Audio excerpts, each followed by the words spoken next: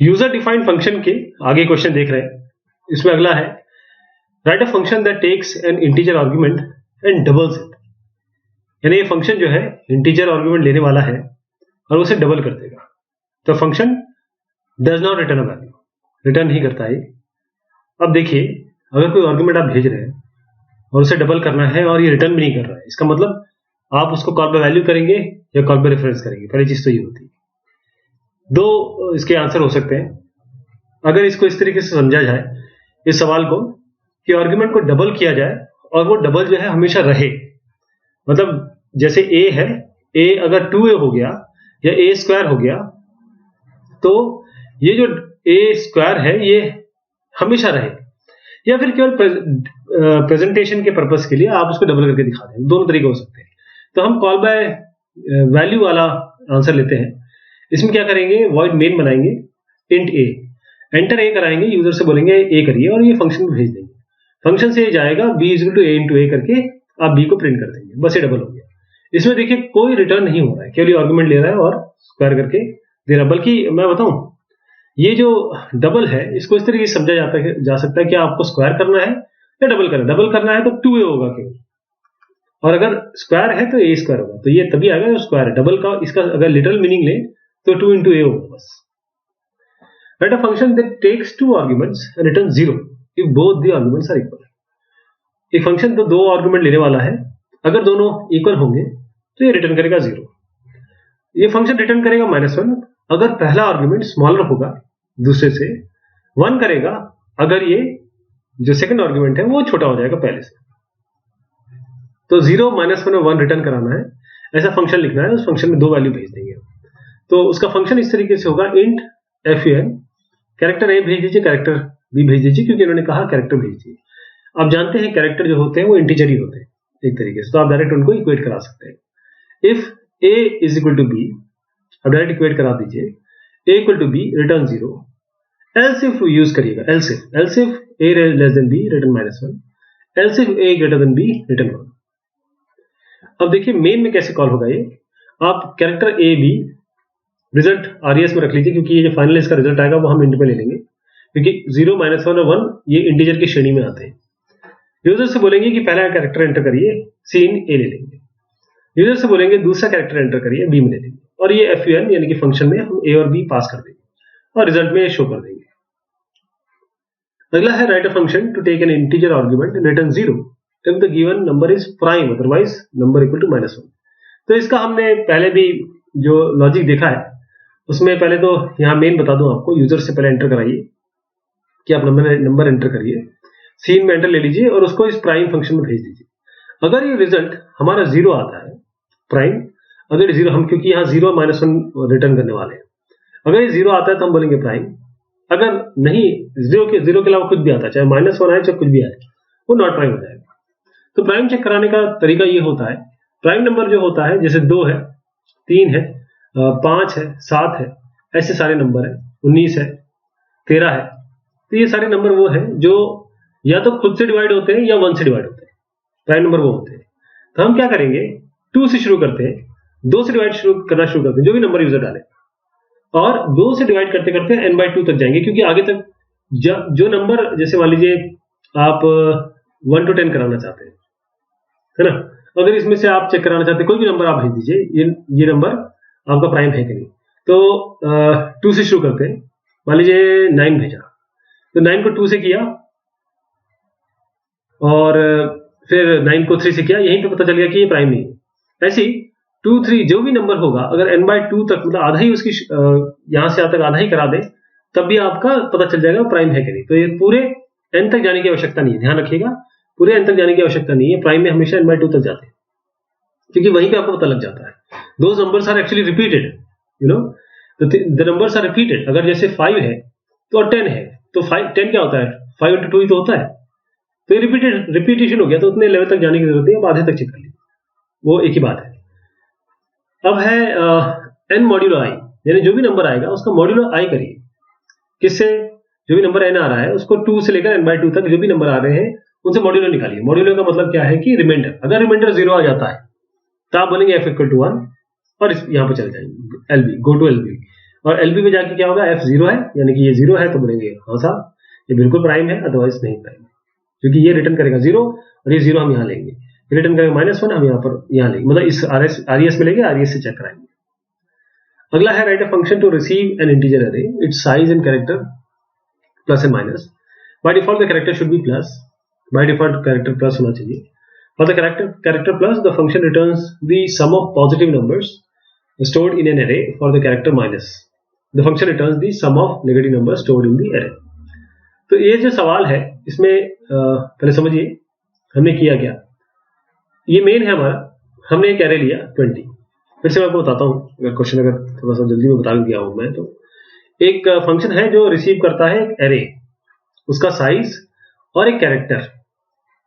ये character plus भी हो सकता है माइनस भी हो सकता है, और बाय डिफॉल्ट इसको प्लस रखना है तो हमने char S equal to plus यहां बाय डिफॉल्ट रख दिया। कैरेक्टर प्लस है तो फंक्शन रिटर्न करेगा sum of positive number stored in array. जो एरे आ रहा है अगर ये प्लस है कैरेक्टर में तो सारे नंबर इनका एडिशन, एरे के नंबरों का एडिशन ही दे देगा। अगर कैरेक्टर माइनस आ रहा है तो sum of negative numbers, function should return the sum of negative numbers stored in the array.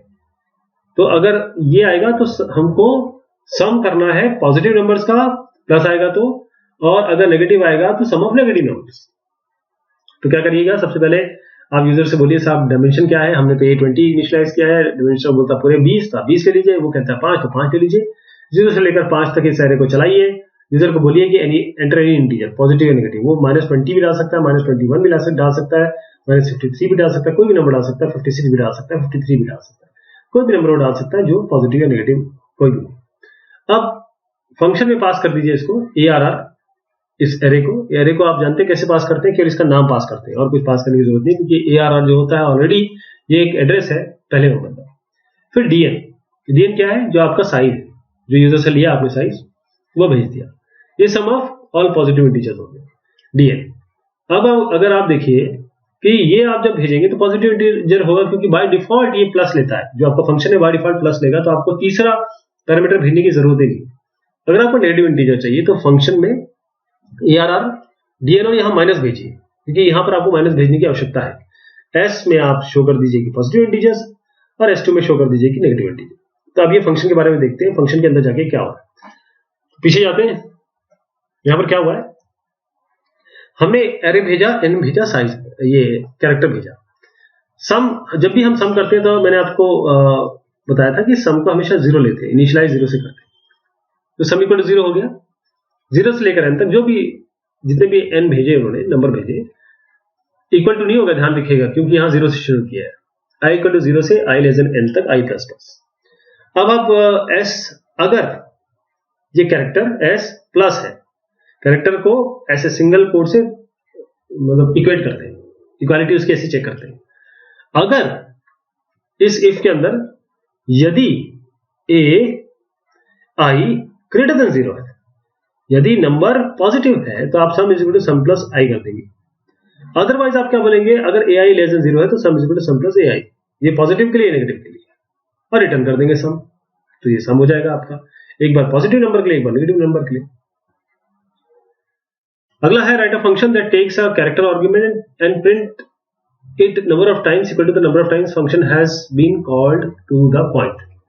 तो इसमें क्या करेंगे, एक मेल लीजिए, 10 नंबर दीजिए, यूजर से बोलिए कितने बार हमको प्रिंट करना है, और यूजर से ये भी पूछिए कि आप कौन सा कैरेक्टर हमें प्रिंट कराने के लिए बोल रहे हैं। एंटर कैरेक्टर में CH लेंगे, 1 से लेकर n तक जाएंगे, इस फंक्शन को कॉल करा लेंगे। जितने बार ये फंक्शन कॉल कराएंगे उतने बार ये कैरेक्टर प्रिंट होगा। अब गेट CH करके बाहर आ जाएंगे, लेकिन ये फंक्शन क्या कर रहा है, कैरेक्टर ले रहा है जो हमने यहां से भेजा और उसको प्रिंट कर दे रहा है। तो ये कैरेक्टर केवल एक बार प्रिंट कर रहा है, लेकिन जितने बार ये फंक्शन चलेगा उतने बार वो प्रिंट होता रहेगा। Write a function that takes 2 arguments. ये फंक्शन लीजिए जो 2 इंटीजर आर्गुमेंट लेगा, रिटर्न करेगा रेफरेंस ऑड नंबर का, जो इन दोनों में से है, 2 आर्गुमेंट लेगा और रिटर्न करेगा reference of the odd numbers out of the 2। Reference return करना है। If both the arguments are odd, दोनों ही अगर आर्गुमेंट ऑड है, then the reference of the smaller one is returned। अगर दोनों ही नंबर ऑड है तो रेफरेंस जो छोटा वाला है उसका रिटर्न करना है। तो ऑड और इवन कैसे चेक करेंगे, मॉड्यूलो निकाल लीजिए, सीधा मॉड्यूलो निकालना है और मॉड्यूलो निकाल के चेक कर लेंगे। किसी भी नंबर का मॉड्यूलो यानी कि रिमाइंडर निकालते हैं, रिमाइंडर 0 आए 2 से डिवाइड करके, तो हम बोलेंगे ये इवन है। अगर मॉड्यूलो निकालने के बाद यानी कि रिमाइंडर निकालने के बाद 2 से अगर मान लीजिए 0 नहीं आता है तो हम बोलेंगे ये इवन नहीं ऑड है। तो मेन शुरू करते हैं, ए बी आर एस ले लिया हमने, यूजर से बोलते हैं ए और बी डालिए, 2 नंबर डालिए, ए और बी में सी इन करा लेते हैं उसको। फिर ये सेट ऑड फंक्शन है यहाँ पर, उसमें ए और बी हम पास कर देते हैं।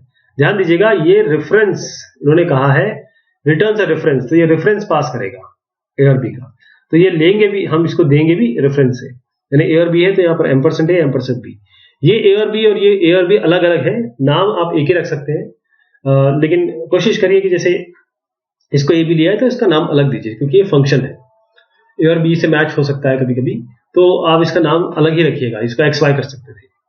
अब पहला चेकिंग है कि अगर a modulo 2 not equal to 0 और b modulo 2 not equal to 0, अगर दोनों ही ऑड है, यदि a b से बड़ा है तो हम a रिटर्न कर देंगे, नहीं तो b रिटर्न कर देंगे। यदि ये चेक होने के बाद एल्स इफ अगर a मॉड्यूलो 2 पहला वाला मॉड्यूलो 2 इक्वल टू 0 है, यानी कि अब ये ऑड है, तो आप a रिटर्न करेंगे, नहीं तो b रिटर्न कर देंगे। ये जो इन्होंने कहा ना कि 2 आर्गुमेंट डालिए और रेफरेंस इसका रिटर्न करिए। ऑड नंबर कौन सा है, अगर दोनों ही ऑड है तो किसका करेंगे, reference of the odd number out of the both, तो दोनों ही हमने चेक कराए। अगर दोनों ही ऑड है, दोनों ही ऑड अगर निकल गए तो हम किसका करेंगे, जो छोटा है, और छोटा कैसे चेक करेंगे, इससे छोटे का रेफरेंस भेज देंगे। अगर ए छोटा है तो ए का रेफरेंस, बी छोटा तो बी का रेफरेंस। और यहां तक तो ठीक है, अगर आपने इसका मतलब अगर ए मॉड्यूलो ये करने के बाद आपको अगर दोनों ही ऑड नहीं मिले, इसका मतलब कोई ना कोई उसमें से ऑड नहीं है या इवन है। तो ये कंडीशन फेल होने के बाद कि दोनों ही ऑड नहीं, आपको समझ में आ गया कि दोनों ही आपने ऑड नहीं है, तो इनमें से ए मॉड्यूलो 2 चेक करा लीजिए। अगर ए मॉड्यूलो 2 कराए ये ऑड नहीं है तो ए रेफरेंस रिटर्न करा दीजिए, नहीं तो बनी बात है कि बी आपका इवन होगा, वो हम रिटर्न करा देंगे। What all kinds of scope is supported in C plus plus, C plus plus में कौन कौन से स्कोप सपोर्ट होते हैं, तो इसमें 4 टाइप के स्कोप है सी प्लस प्लस में। एक तो लोकल स्कोप है, फंक्शन स्कोप है, फाइल स्कोप है, क्लास स्कोप है। तो लोकल स्कोप ये एक फंक्शन तक है, जहां पर जिस फंक्शन में आपने वेरिएबल बनाया या जिस ब्लॉक ऑफ कोड में आपने बनाया ये वेरिएबल या जो भी आपने इनिशिएट किया वो लोकल रहेगा। फंक्शन स्कोप का मतलब ये है कि जो वेरिएबल डिक्लेयर किया आपने आउटरमोस्ट ब्लॉक, तो उस फंक्शन के आउटरमोस्ट ब्लॉक में उसका पूरा फंक्शन स्कोप होता है। यानी कि आपने एक फंक्शन लिखा और अंदर कुछ भी करते रहे, यहां पर आपने डिफाइन कर दिया, मतलब डिक्लेयर कर दिया, तो वो सारे के सारे के लिए फंक्शन स्कोप हो जाएगा। फाइल स्कोप ये नेम डिक्लेयर आपने किया सारे ब्लॉक के बाहर और फंक्शंस के बाहर, उसका पूरे फाइल के लिए, एक फंक्शन नहीं, जितने भी फंक्शंस होंगे उस फाइल में उन सब के लिए स्कोप हो जाएगा। क्लास स्कोप का मतलब होता है कि जो नाम है मेंबर का उसका क्लास स्कोप है और वो केवल क्लास के, जैसे आपने क्लास बनाई क्लास एक्स, वो ये जो डेटा मेंबर है ना वो इसी क्लास के लिए होगा। Discuss the similarities and difference between local and global and local variable in terms of their life time and scope. Global local में लाइफ टाइम और स्कोप के बारे में बताना है, तो डिफरेंस पहले समझ लेते हैं, पहले सिमिलरिटी समझते हैं। लाइफ टाइम और स्कोप के हिसाब से कोई सिमिलरिटी नहीं है, आप डिफरेंस समझते हैं, इससे आपको सिमिलरिटी समझ आएगी कि कोई सिमिलरिटी क्यों नहीं। डिफरेंस ये है कि जो लाइफ टाइम होती है ग्लोबल वेरिएबल की, जब तक प्रोग्राम रन करेगा तब तक है। जो लाइफ टाइम है लोकल वेरिएबल की वो केवल फंक्शन स्कोप तक होगी, क्योंकि वो लोकल है फंक्शन के अंदर तक, तो जब फंक्शन चल रहा है तब तक ही होगी। ओके, जब आपका ब्लॉक स्कोप अगर है तो ब्लॉक रन तक होगी, मतलब ब्लॉक ये होता है और एक फंक्शन के अंदर एक से ज्यादा ब्लॉक हो सकते हैं, तो एक ब्लॉक स्कोप हो सकता है या फंक्शन स्कोप हो सकता है। और जो स्कोप है ग्लोबल वेरिएबल का वो पूरे प्रोग्राम फाइल के लिए होता है, जबकि स्कोप लोकल वेरिएबल का वो केवल उस फंक्शन के लिए होता है जिस फंक्शन में आपने उसको डिक्लेयर किया है। Write a function having this prototype, उसका एक फंक्शन का प्रोटोटाइप इन्होंने दिया हुआ है, इंट रिप्लेस कैरेक्टर स्ट्रिंग, अब ये स्टार है, मतलब यहां पर पॉइंटर की बात हो रही है, character ch1 ch2, have the function replace every occurrence of ch1 in the string with ch2, जहां भी इस स्ट्रिंग में ch1 आने वाला है उसको हम ch2 से रिप्लेस कर दें। And have the function return the number of replacement it makes, कितने रिप्लेसमेंट हुए तो एक काउंटर चला देंगे, काउंटर ऐड करता रहेगा, जितने बार रिप्लेसमेंट होगा वो काउंटर हम रिटर्न करा देंगे। तो उसके लिए हमारे पास पहले क्या है कि हम एक मेन ले ले। मेन में हम क्या करेंगे, इसके लिए सबसे पहले आप एक कैरेक्टर स्ट्रिंग लीजिए str नाम की या str1 नाम की। उसके बाद कैरेक्टर ch1 और ch2 लीजिए, क्योंकि हम एक को दूसरे से रिप्लेस करने वाले हैं। एंटर स्ट्रिंग करवाइए यूजर से, आप str1 से या फिर आप गेटस से कर सकते हैं इसको। उसके बाद एंटर कैरेक्टर डायरेक्ट ch1 से कर लीजिए, और कैरेक्टर न्यू कैरेक्टर आप ch2 से कर लीजिए।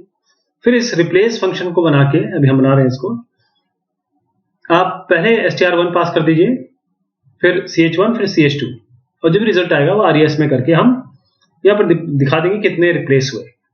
तो हम इसमें जो काउंटर होगा वो रिटर्न कराएंगे। तो हुआ क्या है इसमें कि ये कैरेक्टर स्ट्रिंग ch1 ch2, क्योंकि हमने पास क्या किया, ध्यान दीजिएगा, हमने यहाँ पास किया है सीधा str1। हम जानते हैं str1 भी एक कैरेक्टर एरे है, तो it is an array. This string is nothing but an array, so you are sending it just like an array. और यहाँ पर हमने एक पॉइंटर में ले लिया, और इससे कोई दिक्कत नहीं है, हम डायरेक्ट इसको str को डील करेंगे। तो एक पहले तो हम स्ट्रिंग की लेंथ निकालेंगे कि स्ट्रिंग की लेंथ कितनी है। इसके लिए आपको string.h फंक्शन इंक्लूड करना पड़ेगा। इस l में स्ट्रिंग लेंथ लेते हैं, इसलिए l को यहाँ पर इंटीजर हमने यहाँ डिक्लेयर किया हुआ है। अब काउंटर हमें चाहिए जो हम रिटर्न कराने वाले, देखिए रिटर्न हमने काउंटर कराया है, तो हम c को 0 ले लेंगे। हमेशा जब भी काउंटर वगैरह होता है, सम होता है, सब हम 0 से इनिशियलाइज करते हैं, क्योंकि ये आगे बढ़ेगा। अब हम 0 से लेकर l तक जो भी स्ट्रिंग की लेंथ है, हम क्या करेंगे, इस स्ट्रिंग i में चेक कराएंगे कि हर एक कैरेक्टर, ये ch, ये कैरेक्टर मैच हो रहा है कि नहीं हो रहा है। अगर ये कैरेक्टर मैच हो रहा है तो उस पोजीशन पे हम ch2 डाल देंगे, बस इतना करना है। और जब भी ये होगा तो C++, जब भी ये लूप चलेगा, जब भी लूप के इसके अंदर घुसेंगे, इसका मतलब ये एक रिप्लेसमेंट हो रहा है, तो इस C++ को बढ़ा देंगे, और C++ बढ़ता रहेगा, यानी कि ये आपका काउंटर बढ़ता रहेगा। और जब ये काम हो जाएगा तो आप बाहर आ जाएंगे और C को रिटर्न करा देंगे, जो कि हम यहाँ पर रिजल्ट में लेने के बाद इसको शो करा रहे हैं। अगला है complete the following function power by filling up the correct symbols expression variable at places indicated by dash. The function power is declared as follows, long power int x int n। ये जो आपका power function है int x n, यानी कुछ आपको x to the power n type करना है इसमें। तो पावर फंक्शन कैसे काम कर रहा है इन्होंने बताया हुआ है। एक तो पावर 0, n, 0 की पावर n, ये कह रहे हैं कि 0 होगी। किसी की भी power x to the power n, तो x की पावर n तो x की पावर n ही होगी। जहां पर x बड़ा होगा, ये x 0 नहीं होगा अगर if x is greater, क्योंकि x तो 0 वाला चेक हो ही गया। आप x और n x to the power n करेंगे, अगर x ये है और n 0 है, तो किसी की भी पावर 0 जो होती है, किसी भी वैल्यू की पावर 0 आपकी हमेशा क्या होती है, 1 होती है। तो इस पावर फंक्शन को हमको कंप्लीट करना है। तो long power int x int n, हमने रिजल्ट 1 लिखा। If x is equal to this, ये क्या होगा, if x is equal to this, res equal to 0। If x this, मतलब यहां पर हम चेकिंग कराएंगे, ये ना, यहां पर अगर हम ये चेकिंग हो रही है 0 के लिए, यानी कि x क्या है, 0, और ये दूसरा पार्ट क्या है, n can be any number. तो if x is equal to 0, ऐसे करके कुछ 0 कराएंगे इसमें। और दूसरा ये है कि इफ n, यहां वाले में, if n is greater than 0 and x is equal to 0, जो इन्होंने दिया वैसे कर लेते हैं, एंड। और यहां पर इफ n, ये वाले में, if n is greater than 0, तो हमारा नॉर्मल चलेगा, क्योंकि n 0 से बड़ा होगा तभी तो हम लूप चला पाएंगे। और लूप चला पाएंगे तो क्या करेंगे, रिजल्ट देखिए, res is equal to res into is equal to x, मतलब होता है res is equal to res into x। मैंने आपको बताया था जब भी मल्टीप्लिकेशन के लिए रिजल्ट या सम वगैरह लेते हैं, सम के लिए 0 करते हैं, मल्टीप्लिकेशन के प्रोडक्ट के लिए हमेशा 1 लेते हैं, इसलिए हमने res को 1 रखा हुआ है। तो हर बार पहले ये x आए, पहले क्योंकि res 1 है अभी, पहले x आएगा, अगली बार जब ये जाएंगे तो res में x आ चुका तो x इंटू x आएगा, फिर अगली बार x इंटू x, ये कितने बार चलेगा, n बार, और ये x की पावर n होता है, ठीक है। और अगर j इक्वल टू 0 है, अगर ये कंडीशन मीट नहीं होती, हम देखते हैं क्या कंडीशन है, मैं इसको बताता हूं आपको। j इक्वल टू 0, आप j इक्वल टू 0, j कहां तक जाएंगे, n तक, और i माइनस माइनस, ठीक है। ये शायद इसमें भी इसी तरीके से R E S into is equal to X करेंगे और आर ई एस को 1 बाय आर ई एस करेंगे, क्योंकि यहां पर हो सकता है कि नंबर जैसे एक्स की पावर एन किया, अब एन अगर बड़ा है ग्रेटर देन 0 तो ये आएगा, लेकिन लेस देन 0 होगा तो क्या आएगा, तब भी तो कुछ देखना पड़ेगा आपको। तो इसका उत्तर ये है कि आप long R E S equal to 1 करिए, पहली कंडीशन है अगर एक्स इक्वल टू 0 है तो आर ई एस 0 है। फिर उसके बाद एन इक्वल टू 0 है तो आर ई एस 1 है। यहां पर मैंने आपको बताया था n greater than 0 and x not equal to 0, जो उन्होंने लिखा है वैसे कर दीजिए। I equal to 0, I less than n, I plus plus R E S into is equal to x, यहां पर आप करेंगे। बाकी ये सब चीजें हो गई जो जो उन्होंने फ्रेंड ब्रांच किए थे। बाकी J equal to 0, J greater than minus है, जे माइनस माइनस, इसको आप R E S into R E S is equal to R E S into X करेंगे। बाकी आर ई एस को रिजल्ट को 1 बाय आर ई एस करके वापस भेज देंगे, ये आपका आर ई एस रिजल्ट आ जाएगा। Write a C plus plus function to sum N natural number starting from a given number, किसी नंबर से शुरू करेंगे और एन नेचुरल नंबर हम ऐड करेंगे। तो इसमें सबसे बड़ी बात है कि एक सम लेना पड़ेगा, सम को इक्वल टू 0 देना पड़ेगा और sum plus is equal to something करेंगे। ये बिल्कुल आप दिमाग में डाल लीजिए कि ये चीज होनी होगी। आप क्या करेंगे, मेल लीजिए, यूजर से मांगिए एंटर द नंबर, ये एन आ गया और उसमें सम को एन में भेज दीजिए। जब सम में एन आएगा एस इक्वल टू 0 लीजिए, आई इक्वल टू 0 से लेकर एन तक sum is equal to sum plus I, यानी कि हर पहले 0 से शुरू होगा, फिर 0 प्लस 1 होगा, फिर 0 प्लस 1 प्लस 2 होगा, ऐसे करके सम आ जाएगा। रिजल्ट रिटर्न एस करा दीजिए और यहीं पे वो प्रिंट भी हो जाएगा। Write a C plus plus function to find least common divisor of two integers. Least common divisor मतलब सी डी ये निकालना है, तो वो कैसे निकालते हैं? अगर आपको लीस्ट कॉमन डिवाइजर आता है, एक ऐसा कोई नंबर जो दोनों को डिवाइड करता हो एक साथ, उसे लीस्ट कॉमन डिवाइडर कहते हैं, है ना। तो इसमें क्या करेंगे, मॉड्यूलो का इस्तेमाल करेंगे। जब डिवाइड होता है, इसका मतलब ये है कि हम मॉड्यूलो का रिमाइंडर हम चाहते हैं कि निकालें और उसको 0 देखें, है कि नहीं। तो ए और बी लीजिए, एंटर ए कराइए, एंटर बी कराइए, लीस्ट डिव ये आपने फंक्शन बनाया, उसके अंदर ए और बी पास कर दिए और ए और बी पास आ गए। अब इसका एलसीडी निकालना है। आई equal to 2, K equal to -1, I equal to 2, K equal to -1। जब तक के इक्वल टू -1 है और आई लेस देन ए प्लस बी है, ये कंडीशन है। ये थोड़ा सा आपको अगर एलसीडी का आइडिया हो तो ये कंडीशन होती है कि अगर के ग्रेटर देन इक्वल टू -1 हो और साथ में -1 से बड़ा, -1 क्यों लिया इसको, इसका कुछ आइडिया? -1 से ऊपर इसलिए लिया क्योंकि -1 के बाद 0 आता है, तो हम 0 से शुरू करना चाहते हैं इसको। तो k इक्वल टू -1 एंड जब तक k -1 है और आपका ये i less than a plus B, अब i हमने ले लिया जो a प्लस बी, दोनों नंबर को हमने जोड़ा और अब हम चाहते हैं कि दोनों नंबर को जोड़ने के बाद हम देखेंगे अलग अलग if a modulo i, a का अलग से मॉड्यूलो i और ये 0 है और b का अलग से मॉड्यूलो i, मतलब ऐसा कोई i नंबर जो हम i प्लस प्लस बढ़ाएंगे जो दोनों को डिवाइड कर रहा होगा एक साथ। जैसे वो डिवाइड कर रहा होगा हम i को k में डाल देंगे। अभी k क्या है, हमने -1 क्यों लिया, क्योंकि हम ऐसा नंबर लेना चाहते हैं जो हमारे इसमें नहीं आ रहा है। हम we are talking about positive integer, right. तो हम i प्लस प्लस करेंगे। अगर बाई चांस ये नहीं होता है, इसका मतलब k -1 ही रह जाएगा। अगर k -1 रहेगा तो इसका मतलब नो कॉमन डिवाइजर। अगर ये किसी तरीके से आपने यहाँ चेंज कर दिया, ये i कर दिया, तो आपका लीस्ट कॉमन डिवाइजर आ जाएगा।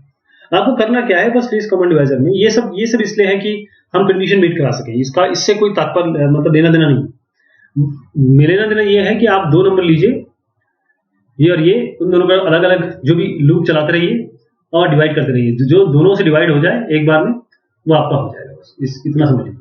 और आई को हम कहां तक बढ़ाएंगे, a प्लस बी तक। बस ये आई को उस नंबर तक बढ़ा रहे हैं क्योंकि हमें पता नहीं ना कहां तक आगे बढ़ाना है, कहां तक इसको लेके जाना है। तो इनफाइनाइट तक जा सकता है। तो आई की टर्मिनेशन कंडीशन के लिए हमने दो नंबर को ऐड करके आई की टर्मिनेशन कंडीशन है। और फिर अगर -1 दिया, -1 अगर चेंज हो जाता है इसका मतलब हमारा काम हो गया। अगर -1 चेंज नहीं होता तो हम कहेंगे नहीं, नो कोई common divisor. Write a C++ function that compares two strings and returns 0 if the two strings are equal and -1 if the strings are unequal। तो दो स्ट्रिंग को तो हम सीधा strcmp स्ट्रिंग कंपेयर से करा सकते हैं। तो ये इसमें आप स्ट्रिंग str1 20, str2 20 की जगह आप 2000 में ले सकते हैं। इसमें कोई रोक टोक नहीं है, आप जो चाहें ले सकते हैं। str1 str2 लीजिए, आप res में रिजल्ट लीजिए। पहला स्ट्रिंग यूजर से बोलिए कि एंटर करिए, फिर आप यूजर से बोलिए कि सेकंड स्ट्रिंग में एंटर करिए, वो str2 में ले लीजिए और कंपेयर फंक्शन में str1 str2 भेज दीजिए। अब यहां से जो रिजल्ट आएगा उस रिजल्ट से हम बताएंगे इक्वल स्ट्रिंग है या नॉट इक्वल है। तो कंपेयर में हम एक स्ट्रिंग भेज रहे हैं, यहाँ स्ट्रिंग भेज रहे हैं, हमने कैट str कर दिया, इसको आप कैट स्टार भी कर सकते थे str1, इसमें भी कोई दिक्कत नहीं। अब यहाँ पर str1 और str2 आपने भेज दिया, क्योंकि ये बेसिकली स्ट्रिंग क्या होता है, कैरेक्टर एरे होता है ना, तो उसको स्टार में भी ले सकते हैं, इस तरीके से भी ले सकते हैं। फिर इफ एक सीधा फंक्शन लगाना है, इसके लिए आपको अपने मेन के ऊपर स्ट्रिंग डॉट एच लगानी पड़ेगी, string compare function. String compare function क्या करता है, दोनों को चेक करता है दोनों इक्वल हैं कि, अगर दोनों इक्वल है, इक्वल टू 0 आ गए, इक्वल है मतलब दोनों का जो एस की वैल्यू का डिफरेंस होगा हर एक कैरेक्टर का वो 0 है, रिटर्न 0, और रिटर्न 0 पे हमने क्या किया, इक्वल स्ट्रिंग, बिल्कुल सही है। अगर माइनस बनाया इसका मतलब ये नहीं आएगा, हम नॉट इक्वल बता देंगे। तो ये हमारे बहुत इंपॉर्टेंट एक्चुअली ये टॉपिक था, क्योंकि फंक्शन सी और C++ की जान है, और किसी भी प्रोग्रामिंग लैंग्वेज की जान है, और उसके बगैर आप अपना काम करें बहुत मुश्किल होता है। तो ये हमने अभी कॉन्सेप्ट सीखा, इसके क्वेश्चन आंसर्स देखे, और अगर आपको कोई भी परेशानी हो तो आप मुझे बताइए, उस पर दोबारा डिस्कशन किया जा सकता है। बहुत शुक्रिया, बहुत मेहरबानी आप सभी की।